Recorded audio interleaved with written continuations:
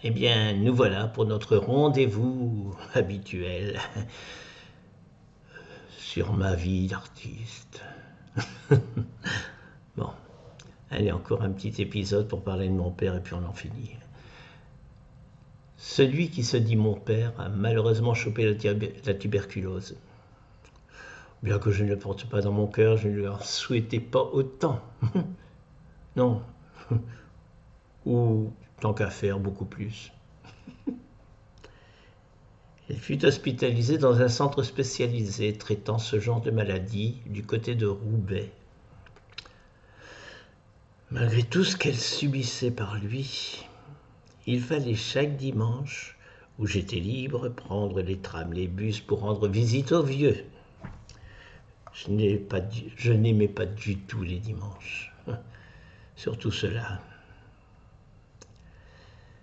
Nous ne savons pas si c'est sous l'effet des drogues qu'il devait prendre pour se soigner, ou si c'est à cause des rumeurs que ses voisins de chambre, pas très futés les gars, faisaient circuler du genre « Tiens, tu es ici, ta femme, elle est seule à la maison, elle doit en profiter. » Et ceci et cela, enfin.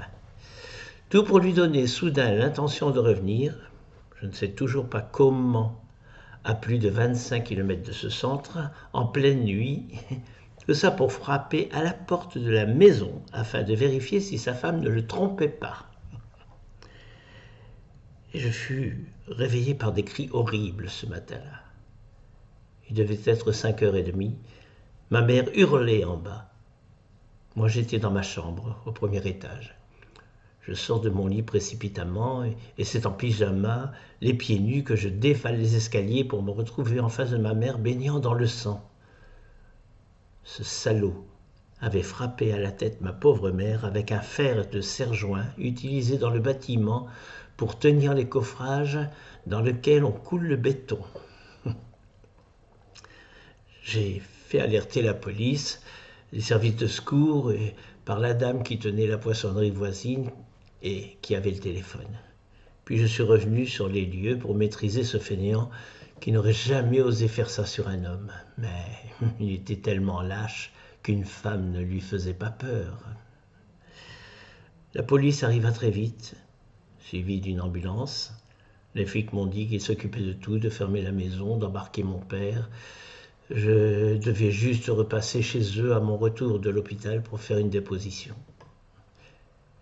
J'embarquai avec ma mère dans l'ambulance qui fila sirène hurlante jusqu'au service d'urgence de la cité hospitalière de Lille.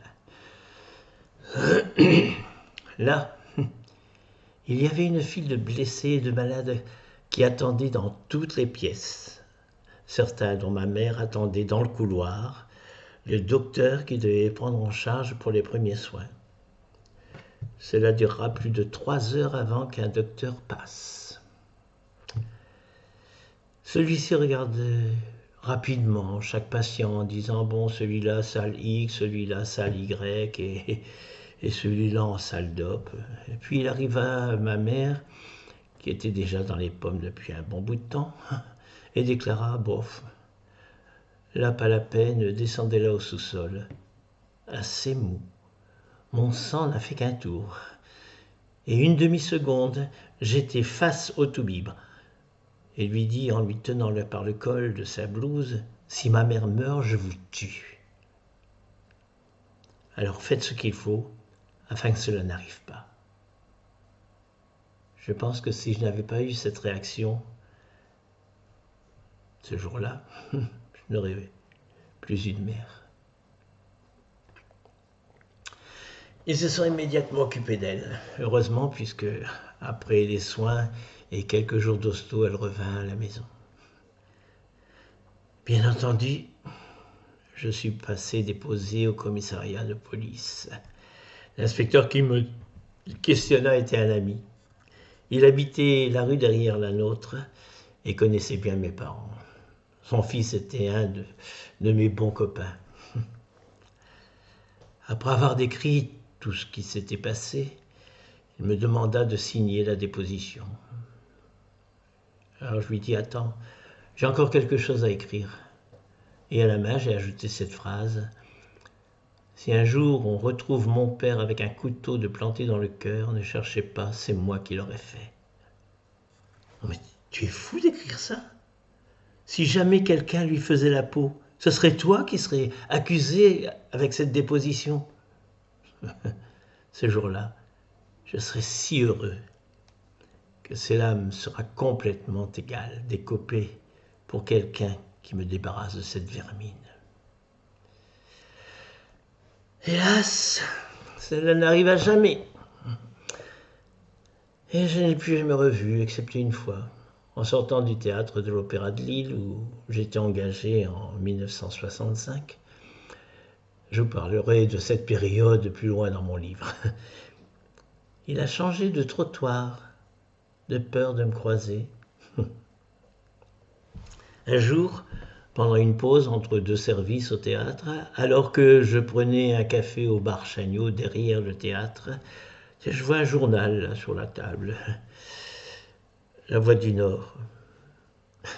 Je jette un œil dessus et bêtement, je vois dans la rubrique nécrologie Monsieur Vanendrich Marcel Émile Auguste, décédé à l'âge de 63 ans, etc. etc. Ah, c'est moche à dire. Vous allez me prendre pour un monstre, mais je m'en fiche. J'ai eu envie d'hurler de joie. J'ai senti comme si je guérissais par miracle d'une maladie incurable. Alors aussitôt, je me précipite sur le téléphone, appelle ma mère pour lui annoncer la bonne nouvelle. Eh bien, la bonne nouvelle aujourd'hui, c'est que je vais arrêter là et rendez-vous demain pour la suite de ma vie d'artiste.